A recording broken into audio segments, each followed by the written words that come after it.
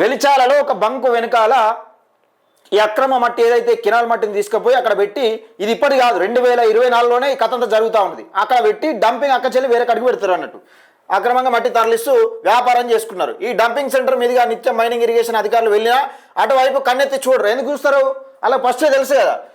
Irrigation అధికారులు ఫిర్యాదు చేసినా ఫలితం ఉండడం లేదు. వెలిచాల నూతన బ్రిడ్జి పేరుతో రవాణా చేస్తూ పక్కనే పెట్రోల్ బంక్ సమీపంలో స్టాక్ డంపును ఏర్పాటు చేసి దళారులు బ్రిడ్జి నిర్మాణం కోసం అంటే అధికారులు తప్పుడు దోవ పట్టిస్తున్నారు.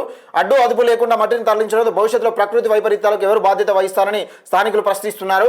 గంగాధర మండలం కుర్క్యాల కొండనపల్లి రంగారావుపల్లి పరిధిలో వరద కాల్వ డివిజన్ నెంబర్ 5 ఇప్పటికే అధిక శాతం మట్టి అక్రమంగా రవాణాకు తరలింపు జరగడంతో అరకట్ట ఆనవాళ్లే లేకుండా పోయాయి.